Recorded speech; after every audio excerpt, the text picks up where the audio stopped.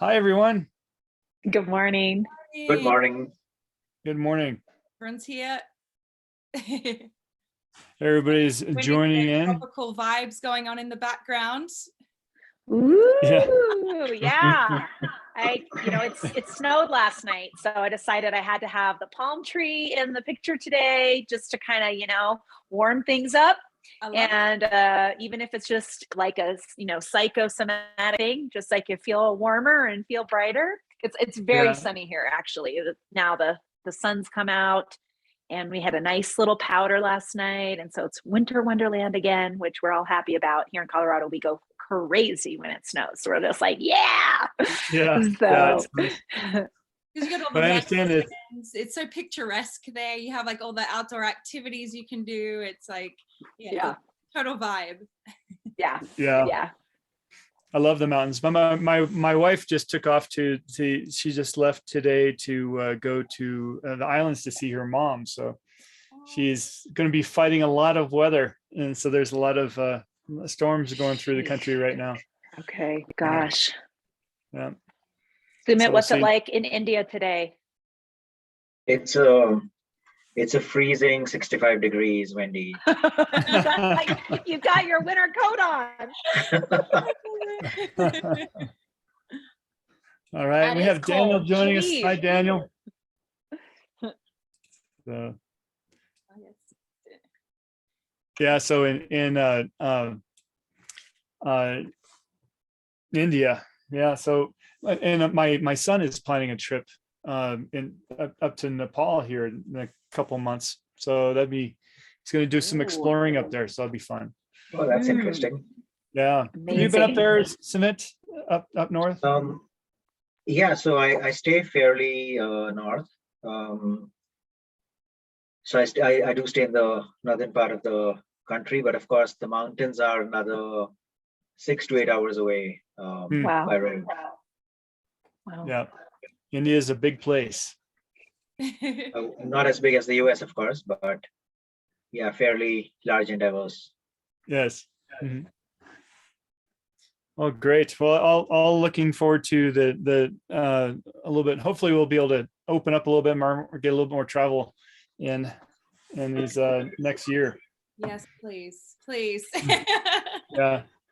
Although there's a lot of stuff I still haven't seen in the US. So I'm doing a lot of US based trips this year too. I think that's going to be the goal. Like every month or two, just even if it's a couple of days, just to change up the scenery, just to see something different, do something different, see different people. Yeah. Our country, there's so much to see that, someone said I don't have a passport. And I'm like, yeah, there's so much to see right here in our own country. I mean, honestly, of course, it's amazing to get to travel internationally too, but why not? No, this pandemic's been a great reason for people to get in their car and go out and see, and, all the national parks and stuff. It's even if they're open, somewhat limited, you can still drive around and see everything and, be safe and still enjoy what we've got to offer. So I think that's amazing. There's so Yeah. much. And I imagine I've heard the same about India, Smith. I mean, there are beautiful beaches is that right? Yeah, so there are beaches, there are mountains, and there's also a lot of history. So it's a country that does have a fair bit to offer every kind of traveler. And there are some national parks as well. Not as large as some of the ones in the US, but so they're largely wildlife sanctuaries and national parks where that's right. There's some protected animals in there. That's right. And you can go visit those sanctuaries and get close to the animals and everything. Yep. That'd be my first stop. I love it. Yes.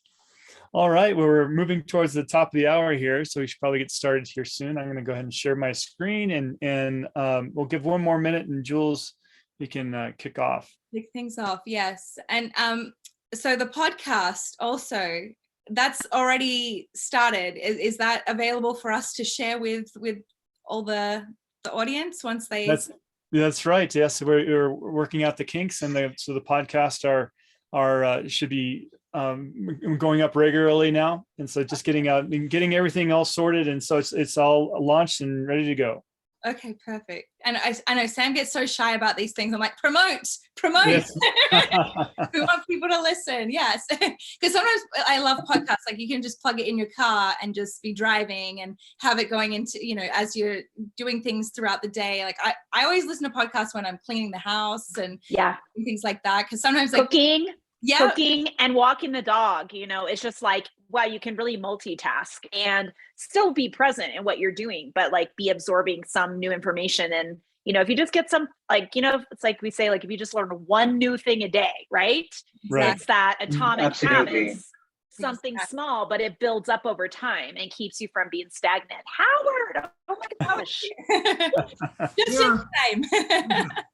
Welcome, Howard. All right. Well, now that Howard's here, we will get things kicked off. All right, everyone. So welcome to the People Strategies Forum. My name is Jules. I'm going to help guide this convo a little bit today. And if we have any first timers to the People Strategies Forum, special welcome to you. We are so happy to have you here. And if you don't really know what you signed up for, well, this really is a really fun group. We try to keep things really conversational. We talk about everything, but we really like to dive in and think of it as a mastermind of leaders that are really dedicated to creating workplaces where people thrive, where employers reward and customers love. So how we do this is we show up every week with a different guest speaker. We have a fabulous guest speaker for you today. She's definitely no stranger to this forum. She's been on many times, so I know you'll enjoy her. But before we introduce Wendy, our speaker, I'm going to introduce the rest of the crew. So we have Sam. And Sam is the founder and CEO of CompTeam, and he is a pay and reward strategist and expert. He's been helping so many companies throughout the years really implement better talent management processes, better compensation programs, and he brings us this forum each and every week. I don't think Shah's going to join us today, but she is there too. I'm not, so I'll acknowledge her her here as well. But hopefully she can jump on next week. She's just again living her best life in Mexico, and I think she's having some internet issues. So hopefully she'll be back with us next week. We have Sumit as well. Sumit is a regular panelist here on the forum. We love having him here. He always brings a very fun international perspective for us, and he has over 16 years of experience as an HR professional, a talent management expert. He helps so many companies with new cutting edge HR strategies to help them function bigger and better than before. And we also have Howard. Howard works alongside the team at CompTeam. He is a compensation advisor. He helps companies as well with their compensation plans and programs. And so yeah, we have a very full house, a lot of experience here. And I know that this is just going to be a fun conversation. It always is. And that brings me to introducing our guest speaker. As I mentioned, she's no stranger to the forum. She's been here many times on the panel as well as a speaker. So we're so happy she's back. I am, of course, talking about Wendy Graham. She works alongside CompTeam as well. And she is a learning and development professional and marketing communications expert, and has been for 20 plus years. She has an international relations background as well, a lot of international experience, and she's helped all kinds of companies from startups to Fortune 500 companies. So she's talking to us today about career architecture. We were already kind of diving into that before the call because she's actually going to Mexico next week for her scuba diving certification. And she was just telling us that they have the best career architecture she's seen. So I'm sure she'll be talking a bit about that. We should invite them on the program to talk about it. There we go. See, we've done this already. Perfect. Well, I love that. And Wendy, please dive on in. You're no stranger here. Welcome back. So happy to have you and excited about this chat about career architecture. Yeah. Thank you guys so much for having me today. It's so nice to be back and see everybody. And, for the folks that are joining us live or who are going to listen later, either to the podcast or watch the YouTube, welcome and thank you for tuning in. It's really an honor to be part of such a great group of people. And I always love this conversation. So thank you so much. Yeah, so we were talking about your Wendy, your festive, your palm tree in the back there in the middle of Colorado and the icy snow, getting ready for your trip, right? Yeah, it snowed last night, and I thought I have to have my palm tree today, bring the tropical vibe because I'm going to Mexico next week. And it's just great timing that we're talking about career architecture because the organization that I'm doing my, and I'm curious out there, whoever's live, if you will message in any scuba divers out there or free divers, or yeah, Sam is. And I'm curious if there's any. I'm going to be, I just got my rescue diver certification in Belize in Nice. January. And now I'm pursuing my scuba dive master. So I'll be a scuba pro through the organization called PADI, and they're an international, kind of one of the top. There are several organizations, one of the top scuba organizations, and just as a learning and development professional, and as someone who has been focused on career architecture, competencies, and career pathing for a lot of our clients over the last year, 2 years, especially, I was just so impressed with how PADI has taken the time to methodically, thoughtfully build a career architecture and how it worked. It worked on me, and I got tricked. No, I got hooked in.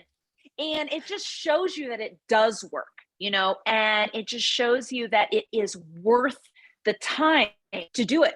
It's worth the effort to think carefully about what you're offering to your people. Yeah. And in this case, it's what they're offering to their customers, and eventually their association members, because once I become a pro, I'm going to be an association member, right? I'm going to be a member of the organization hopefully for my lifetime.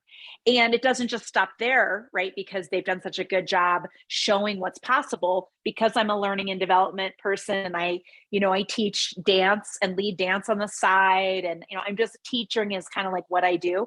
I'm of course going to pursue being a scuba instructor. And they made that so clear that I can do that. And they show me what is required, what I need to do now to get to the next step. If I want that instructor, I have to do this dive master. To do the dive master, I have to do the rescue diver. And so I just think it's so awesome to look at an organization that did the work and they're doing a great job communicating it. That's the other piece, Yeah, well, it's a good thing. I mean, I know that it's part of Patty's their business, right? I mean, they're bringing people into the field to train them up as professionals and so forth.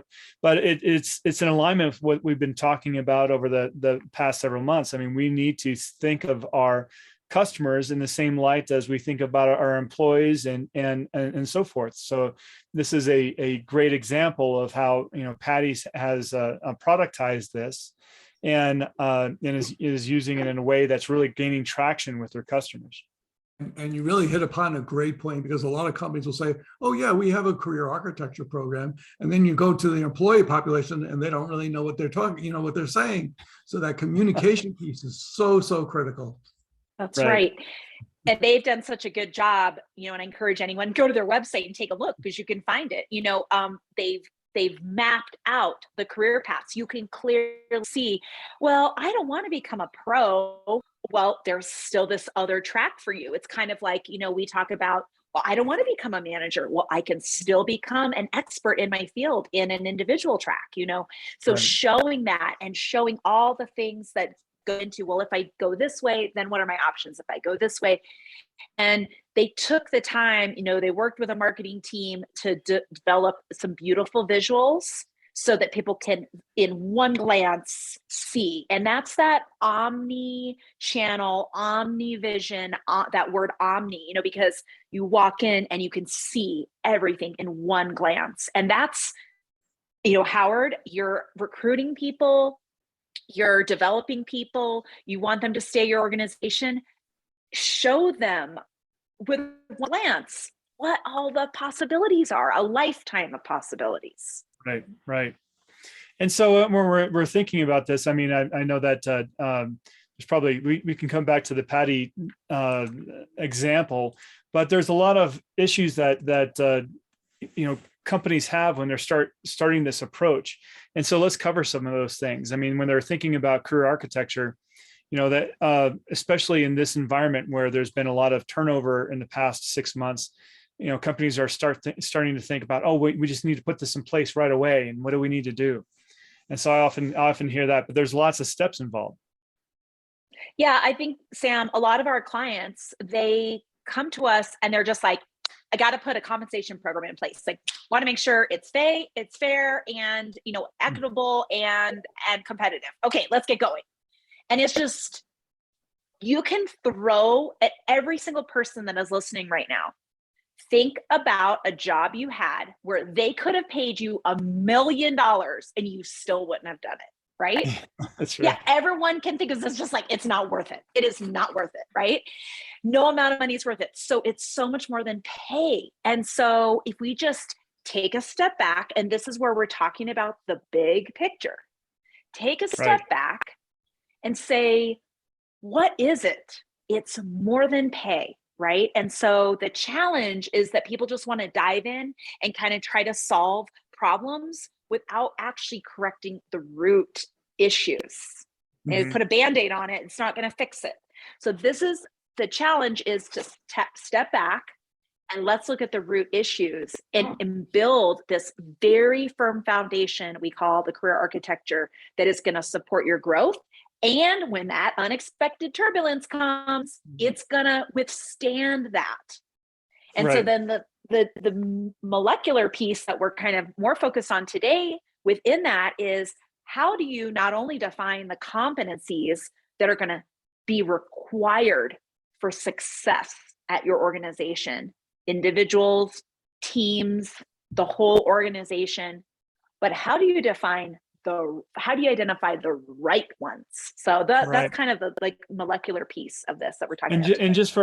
And just for our listeners, understanding what competencies are, of course, there's two types, right? There's the technical competencies, and then there's also behavioral competencies, right?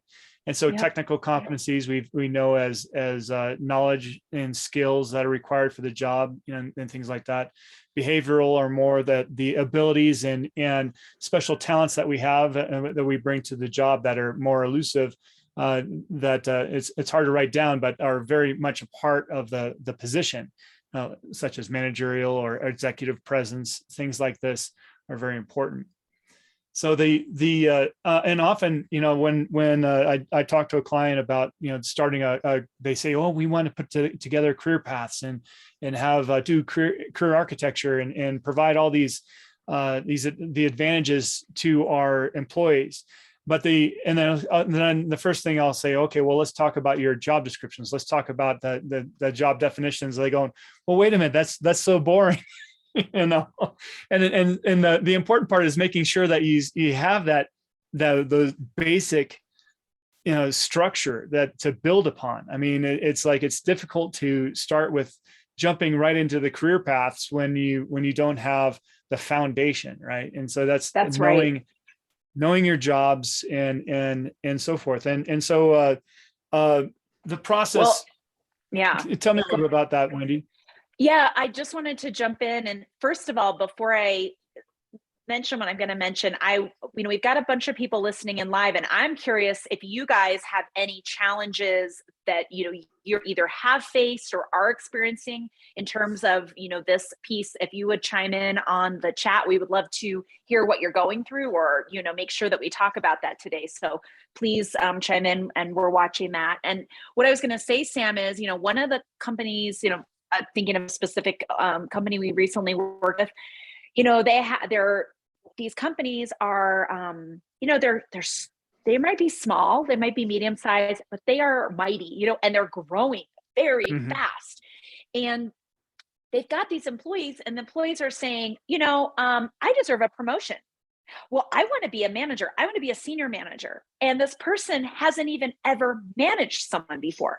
So these smaller organizations that are starting up or growing very quickly without having, and here's the other piece, you guys are all going to shake your head when I say this, is the managers are also new managers, right? These are not necessarily people who are very experienced. So those managers, they don't know how to respond when someone says, make me a manager, make me a senior manager, promote me, or I'm going to leave, and without taking the time to define your competencies and what's required for success, it makes it very hard as a new manager to say, well, you haven't done these steps. You don't have these skills yet. We need to develop this. You need experience over here, blah, blah, blah.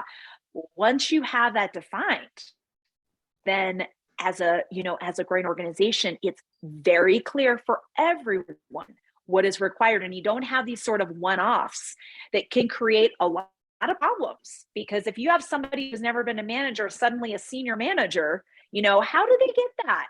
I want that Right. promotion. Other people, that kind of thing. So that's what sort of popped up to me when I'm thinking about what are some of the challenges for today's companies. That's actually an interesting point that you're making, Wendy. And I'll just add a little bit of perspective from this part of the world. So Asian countries are typically a lot more hierarchical, and also the pace of growth in the last 15-20 years has been much faster. So it's a very natural thing for people to expect a new role in about 2.5 years. So if you've been in a role for about 3 years and you haven't been promoted, there's very clearly something wrong with you. And so there's a lot of pressure on organizations to create that kind of career path. And many organizations have just got it wrong by adding levels and layers in between. So one of the clients I was consulting with, they had a role called a senior assistant deputy manager. I have no idea what that means, and I have no idea whether the person is a senior or a deputy or an assistant or a manager.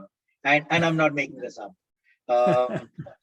So the other thing is that in this part of the world, your worth as a senior professional also gets measured by the number of people who report into you. So there's always that temptation to create a very linear career path where, as you go up, your span or the number of people you, for want of a better word, control goes up.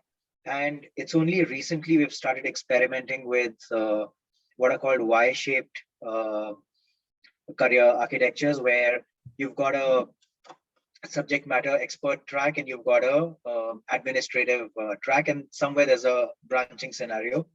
In fact, I find professional services companies have very recently jumped onto this phenomenon. They've ignored it for a long time, where traditionally you join as an analyst and you do all the things for 10-12 years to get to a partner level. And making partner is supposed to be the purpose of your existence in the firm. But now there, even companies like McKinsey, they're focusing on organizational experts and people who bring in that body of knowledge without being a partner who manages people. So people do get a similar grade or a designation, but they're not really managing people. But we're still a little far away from further advancement into the Y-shaped career tracks. Yeah.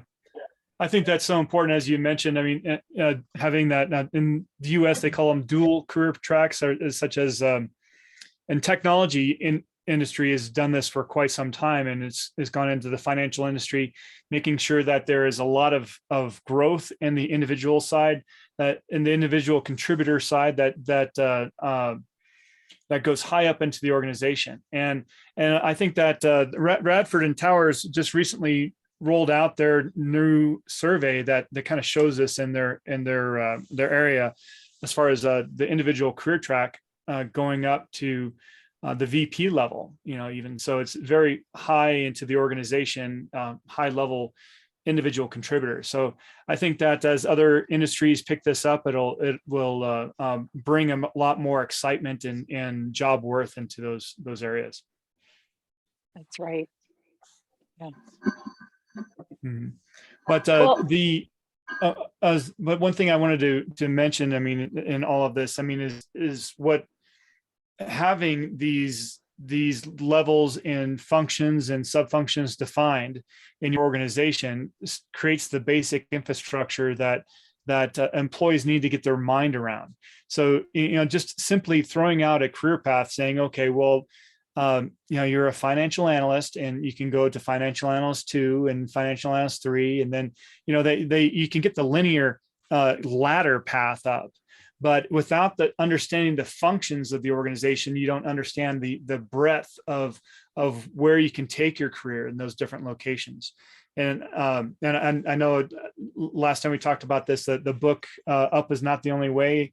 I can't remember who the author is right now, but very good. It talks about spanning and going across those different functions. It's quite important. That's right. We should pull that That's book right. up so we can share that. Yeah. Yeah. And, Sam, that's what I was kind of saying by talking about the Patty example, how with one glance, you can see all the options. And when we apply that to organizations, a lot of people, and this is where I want to bring in competencies, when you take the time to find out, so for example, for me to find out what my competencies are, right? What I have, and how are they developed? Can they be developed? Is it just like no hope? And then when I look at a job, a role, and what is required for success in that role. And what I think a lot of people don't realize is, for example, use the financial analyst example. They may think, yeah, I'm just kind of in this one department.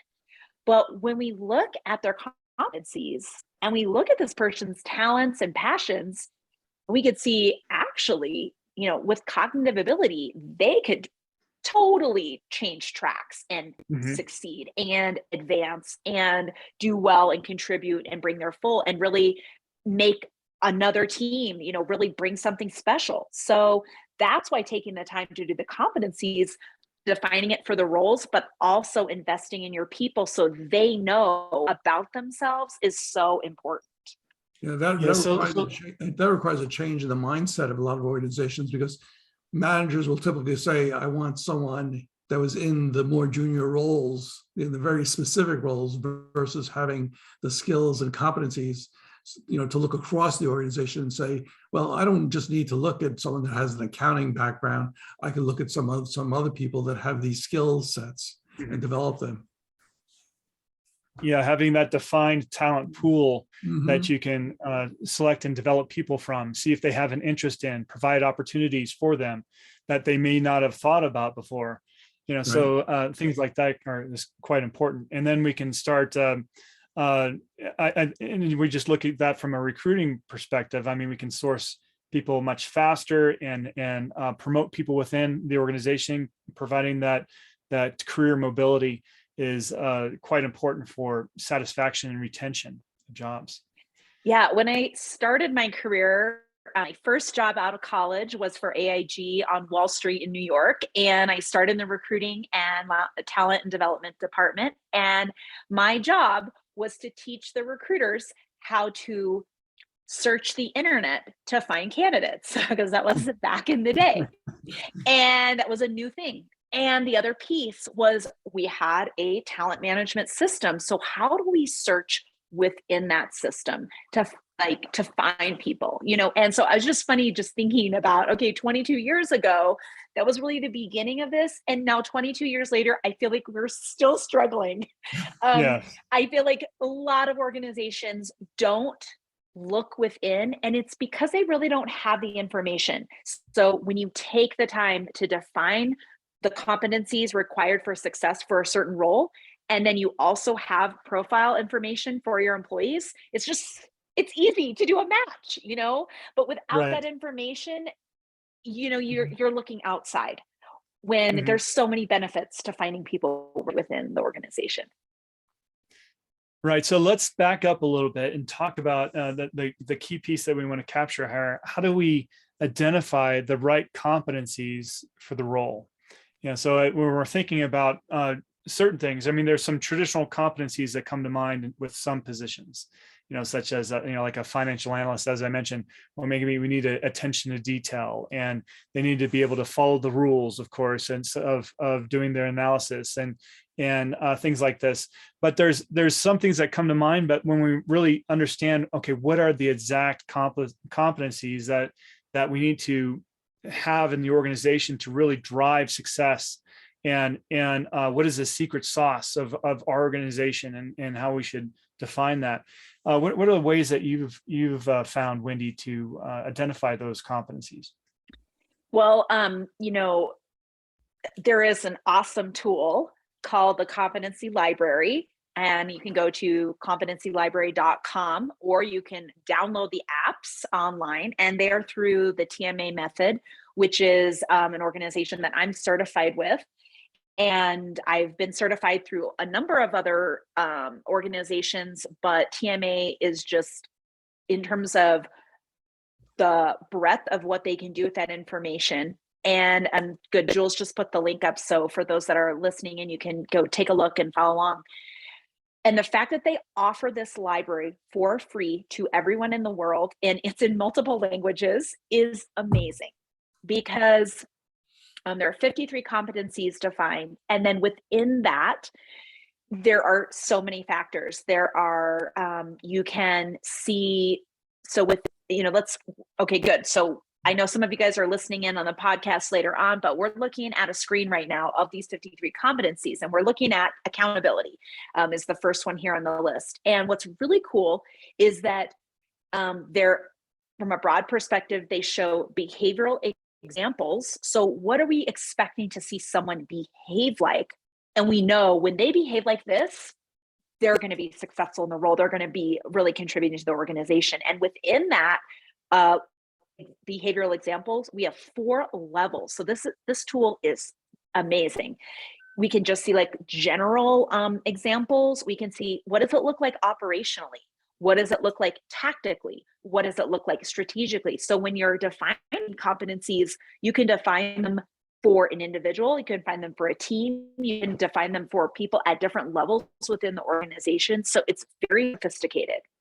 And then in addition to just what is the behavior that we're looking for, we can say, what is the development potential of this competency? And why is that important? Because some competencies cannot be developed. You either have them or you don't. So if a behavior, if a competency is required for a role, and for example, you're either recruiting for that role or you're developing someone, you're thinking about succession planning, someone's going to take a stretch assignment, and you were to do a match, which is one of the steps that we would do. So we would first of all define what's required for this role, and then we would also have the potential candidates, take an assessment, a talent assessment, and do a match. And if that person did not have that competency and it could not be developed, it may not be a fit, right? So that's why this is important. And then a few other pieces of the competency library, since I'm kind of going through it, is there are interview questions. And I use this example. Let's say next week I'm down in Mexico and all of a sudden Sam says, hey, I need you to interview someone for a role.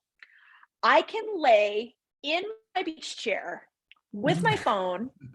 I can pull up the app, I can pull up this website, and I can conduct an interview with the candidate, because we have already defined what the required competencies are for this role. And so I just need to ask the questions listed here for each of those competencies. Like there might be 3 to 5. And I can know within a very quick, very direct way, I can find out if this person is going to be a possible fit for us or not. Because if not, then it's easy to move on. Let's not spend any more time. This person is a fit. They may be great. We might like them for the organization, but not for this role, right? Right. So that's another awesome piece. And then the last piece of the free competency library is the development opportunities. So again, I'm a manager. I don't have a lot of time. I have a one-on-one with my person. you know what are some development activities? This person is saying to me, I want to become a manager. I want to be promoted. And I'm saying, hold on, pull back the reins. There's a few things you need to do before we can think about that. Here are some activities, right? And then finally, the coaching advice. So they might come to me and say, I don't feel like I'm very good at this skill, at this competency. My knowledge just isn't there. How do I develop it? How do I get better? And there's a whole bunch of coaching advice here. So this tool is free. I recommend everyone go take a look at it. It's amazing. And so the first step, long answer to a very short question, Sam, is how would we go about it? We could use a tool like this. And I recommend that you have a team of people talk about the role, because everybody's going to have a little different perspective. And another thing that I recommend is who are the star players, Mhm. and how do they behave?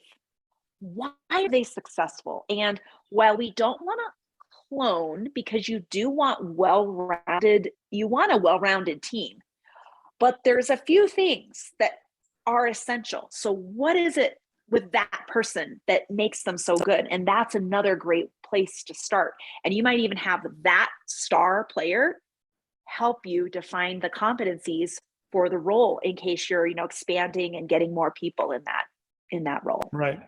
Well, I know that those TMA assessments that you mentioned, you can give those out to your star players, your high performing, high potential people in that particular area. And when you get the results back, it shows the competencies of their strength, and what they're good at.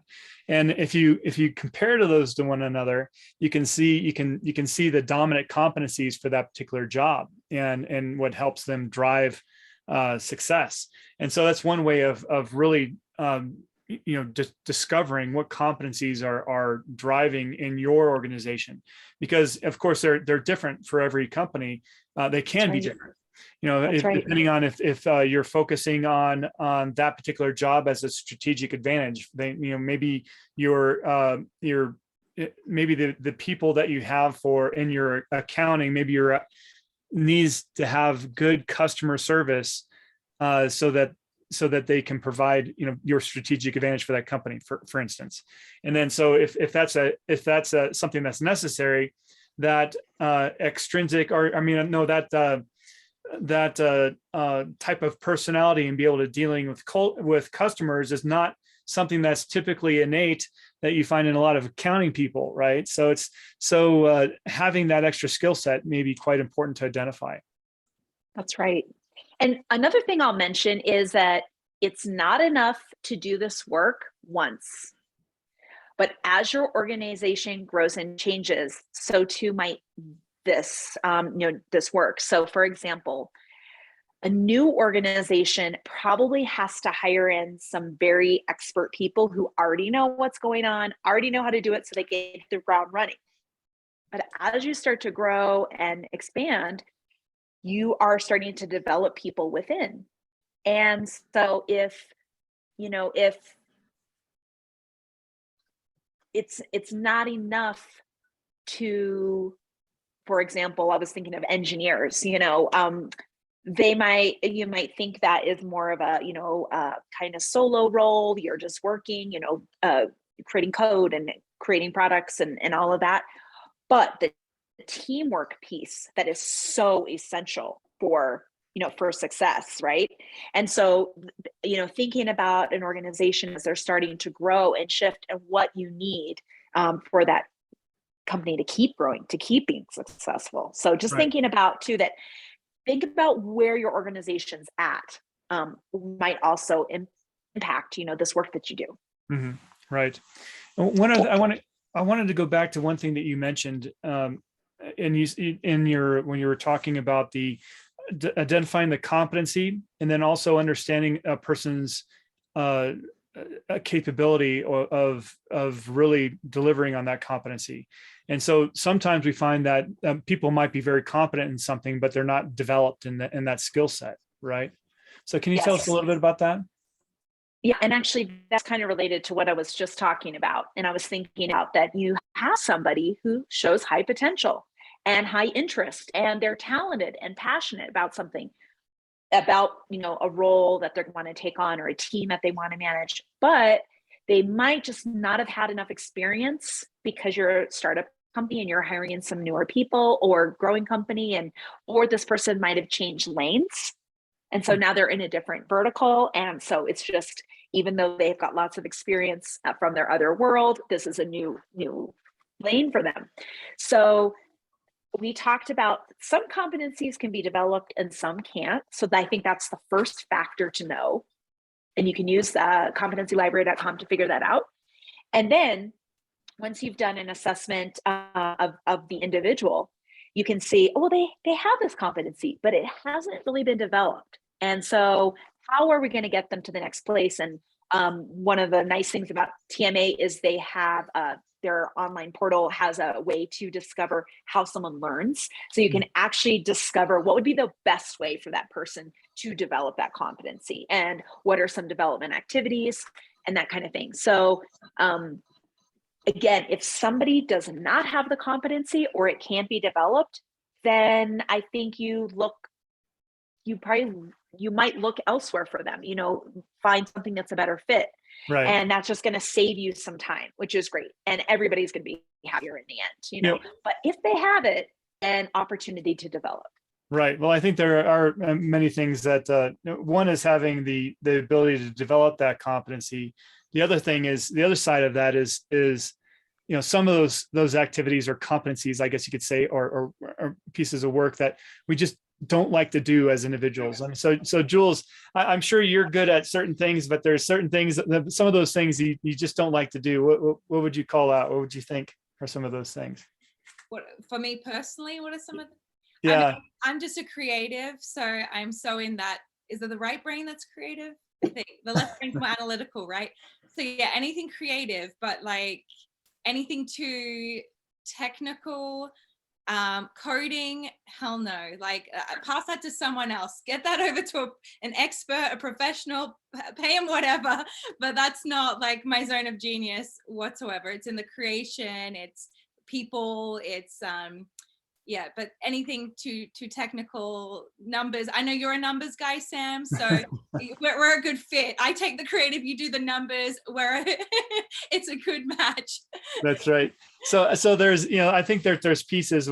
I guess the point is that we've found people that it can be very competent in certain things, but it takes so much energy out of their lives trying to do that thing. Right. So that's another thing that we need to look for in the people that we're talking to, is understanding where their passions are at, you know, what they love to do. So. That's right. You can see it in Wendy when she starts talking about scuba diving and how she loves to learn. Like she lights up, like she's lighting up right now. Like she's excited. And like, I think that's where, like when you say, Sam, people need to follow the passion, what they love to do.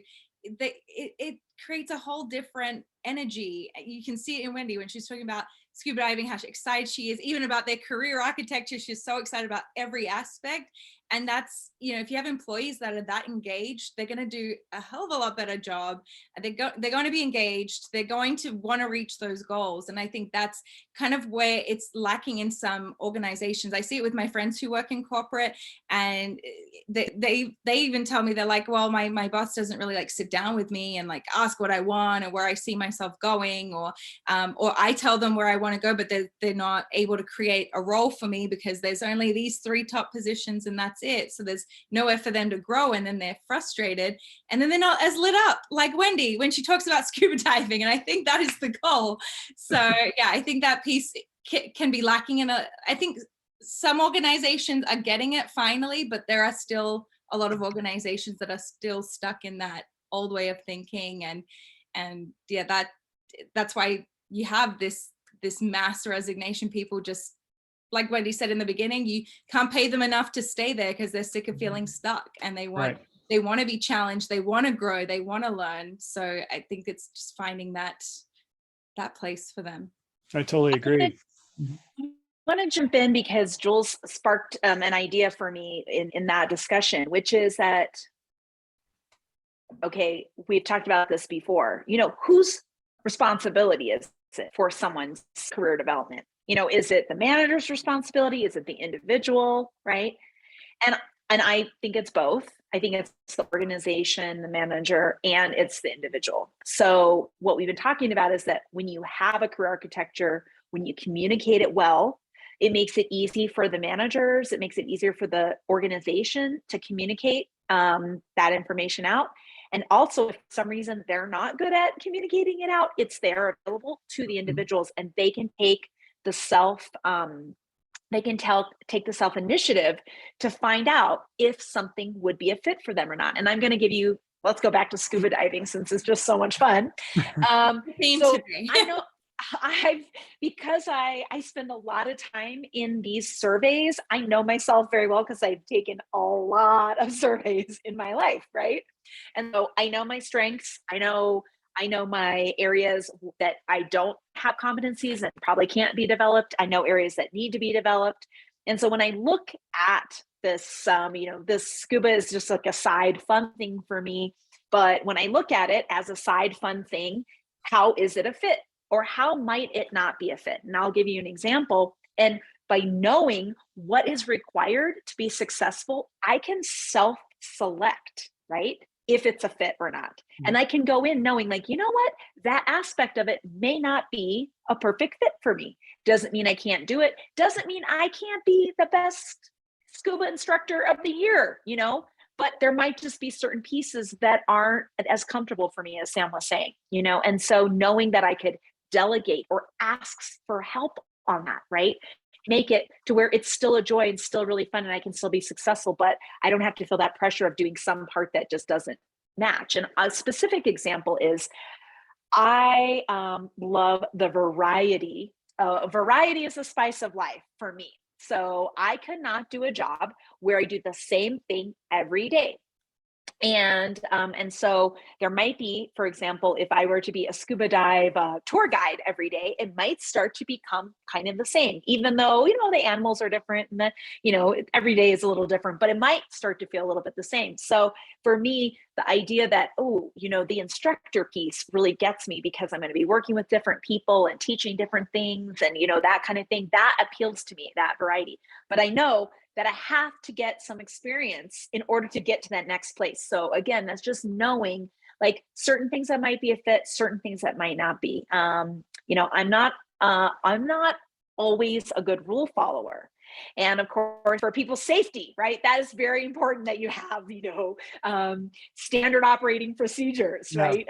It's a bit, it's very, very important. So just being aware. So this is for me, information awareness, right? That's just like the key. And so enabling people with information to also decide for themselves makes it a lot easier, because if they think that the only way up is managing, and that actually it's not a fit. But if they can see that maybe it's not a fit, then they can feel good about pursuing an individual contributor track. Right. Well, I do want to also go ahead, Sumit.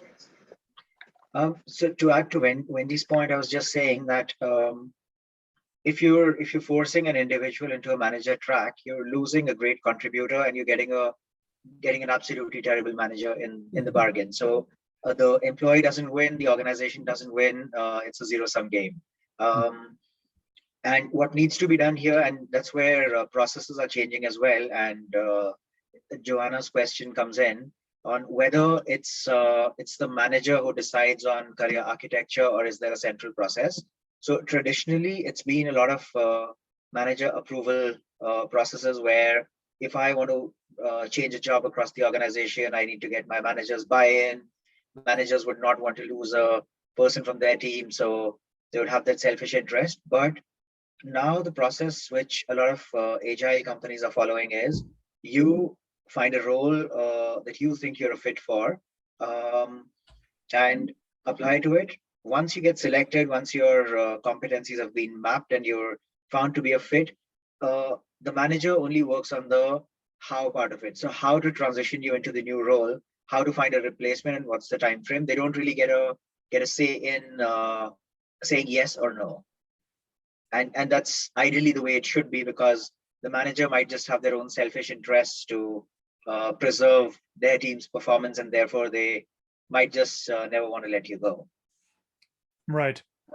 And sometimes the manager doesn't know your talents and passions. So unless you have the ability to speak up, right, you might get passed up for an opportunity because they may not know. My specific example here is I've been part of a lot of mergers and acquisitions. And when the new company takes over, they don't necessarily take time to know your background and to know your history and to know, they don't read your CV, right? You know, because you're not going through that formal interview process. So they may not know that, hey, you've got a background, you've got a passion, you've got expertise in a certain area. So Sumit, to be able to say, I'm advocating for myself and I want to go find out about that. Yeah, and I agree with what Sumit was talking about. Sometimes the manager may not be totally aware of all the talents and so forth, or maybe they're not a good manager or not a good communicator. And there's some organizations I think that we spoke a while back to Dave Needham, and he has actually a tool that helps people or your peers select, you know, if you're ready to be on a particular team and so forth. So I know that can be somewhat of a controversial idea, but there are a lot of things. That's where I'm sharing this book again. Up is not the only way. There's a lot of good comments in here about how to move up and across that matrix, and so it's definitely a good read. But the first part, of course, is the company or needs to provide a general infrastructure of what's available. You know, so just to have that open communication.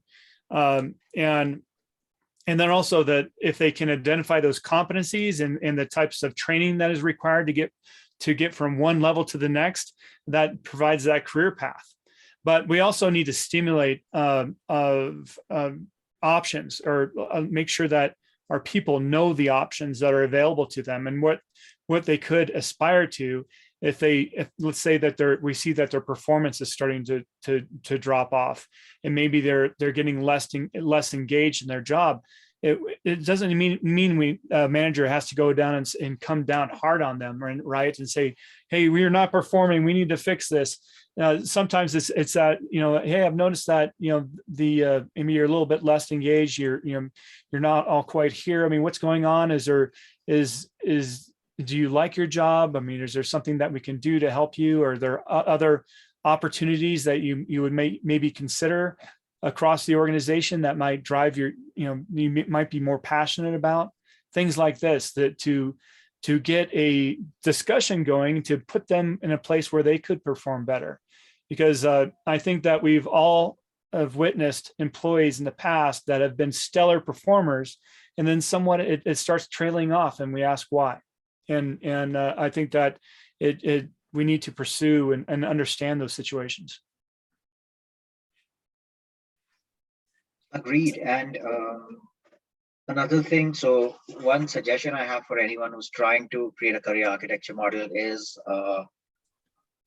in Simon Sinek's words, start with why. It can be difficult to get buy-in from your leadership on why should you invest in career architecture.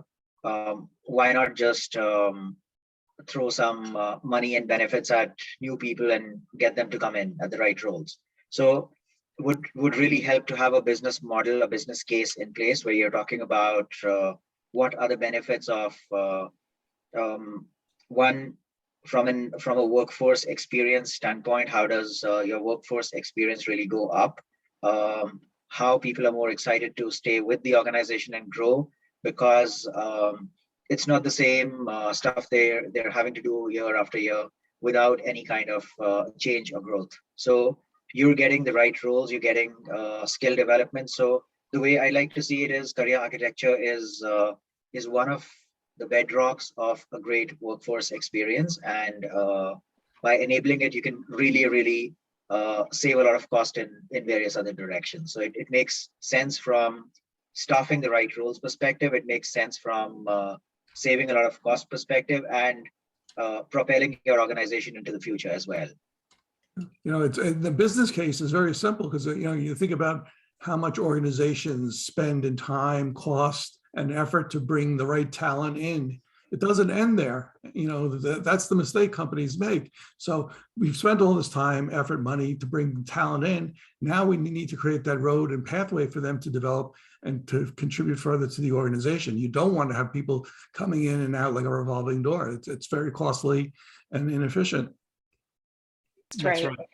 And I was going to say, if you're out there listening and watching and you are kind of curious, like, is career architecture going to be right for me? You can actually there's a nice list on compteam.net. If you go to services and there's a drop down and there are 3 choices and one of the choices is career architecture. If you go to that page, you can read all about the specific pieces of career architecture that you could go through, and also a list of kind of how to know if it's right for you. So if you're wondering, take a look and see if it might be something that would fit in with what some other projects you're already working on. That's great. Well, I know we've spoken about a lot of things today, and we are approaching the top of the hour. If there's any questions, I think that if you can put those in the chat box, we can take those now for Wendy. And but I do want to acknowledge our next week's speaker, and I'm pretty excited about this. If I can get to the sharing controls, totally lost. Just one second. You got it. You're sharing it. We can see it. Oh, am I? Oh, so yeah. Dale. Okay. Great. Okay. So computer this morning. Sorry. That's why he's finding his back. That's right. So yeah, so Dale Walsh is going to be joining us next week. It is about strategies how to turn a mundane work into a meaningful mission. And so that's part of what we're seeing right now is that there's people are losing passion for some of their what they've been doing in the past and so forth, and are considering jumping to another career or maybe in a different industry. And so a lot of things that managers can do is to reshift that approach and look for ways to make their work more meaningful, more exciting. And so we're going to hear from Dale on how to do that next week. So please join us. So Jules, do we have any additional questions? No, but if anyone has any last minute questions, pop them in the chat so we can get those to everybody. But at this stage, no, we already answered Joanna's. And Sam, if you want to put up the final slide on just kind of what are some of the results you can expect from taking the time to not only build a really great career architecture, but in particular pay attention to defining the right competencies for your roles. We could just finish with that and see if anybody else has some comments or questions. So, the end goal here is that you're going to engage your workforce. You're going to energize them. You're going to elevate their experience, because when they come to your organization, they can see with a glance all the opportunities, and that they can imagine a lifetime at your organization and not just a stepping stone to the next place. And so you're creating these transparent paths, and you're really showing them. You're not only just saying, yeah, we invest in our people. You're actually showing them through your actions that you are investing in them, giving them valuable information about themselves and about the roles of your organization and what it takes to succeed, so somebody can advocate for themselves and see a future with you. So I think these are really important results that come out of this work. Yeah, I think that's one a place where American companies have been so bad at in the past is really creating fulfillment for their people, and having opportunities so that they can navigate through their life at that company and not be forced to move to a different firm because that company doesn't provide that next step for them, or is not flexible to their life goals. So I think that's one hidden cost that a lot of companies don't understand, is the cost of continually retaining people or attracting people to come and work at the organization. That recruiting cost, the business interruption cost is so so extensive. So having ways where we can be more flexible, thinking about the person and how we can be more flexible in the job and harnessing their interests is so important. Great. Well, thank you so much, Wendy, for sharing your expertise with us today. Thank you guys for having me. It's great to have a great discussion. Appreciate everyone who jumped on and for your questions. And I hope you'll follow up with us afterwards if you have some of your own insights or stories to share. I love to learn from other people. So keep the dialogue going even after the forum. That's great. Thank you, everyone. Yeah. It's been a great discussion. We'll see you next week on the People Strategy Forum. Yes. Thank you again, Wendy. Always love your energy. Thank you. Happy Hump Day.